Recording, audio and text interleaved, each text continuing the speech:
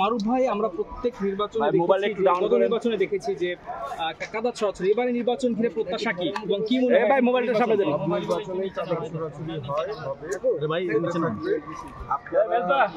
এত ক্যামেরা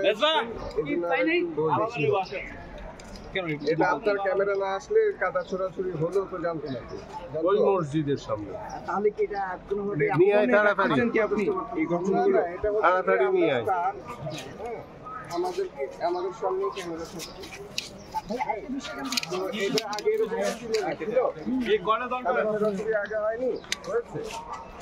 আপনারা দেখেনি, দর্শক দেখেনি, জনগণ জানে না।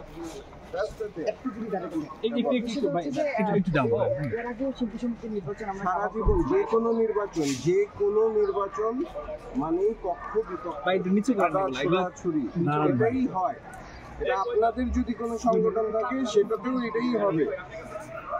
হ্যাঁ, কিন্তু আপনাদের সামনে যদি এত ক্যামেরা থাকে তাহলে মানুষ জানতে পারবে। নতুন যারা নির্বাচিত হবে মারুফ ভাই, তাদের কাছে প্রত্যাশা কি? ভালো কিছু প্রত্যাশা, কিন্তু এখানে কি প্রত্যাশা করার আছে সেটাও আমি জানি না। তুমি তোমার করার আছে আরেকজন প্রশ্ন করে দেবো।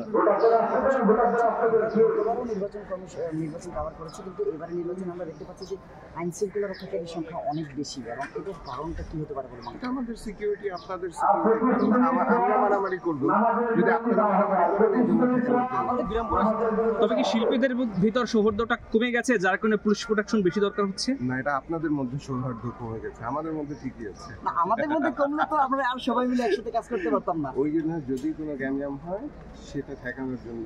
একটা প্রশ্ন, গত বছর আমরা দেখেছি যে রেজাল্ট নিয়ে শেষ পর্যন্ত হাইকোর্ট পর্যন্ত গড়িয়েছে, এবার এমন কোনো সম্ভাবনা দেখছেন কিনা?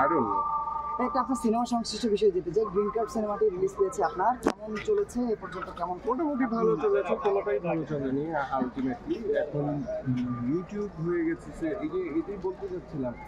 এই শিল্পী সমিতির নির্বাচন আছে, এত ক্যামেরা কখনো দেখিনি, এত ক্যামেরা নির্বাচনে কখনো দেখতে পাবো, কিন্তু ক্যামেরা থেকে লাভ কি? সিনেমাই তো না।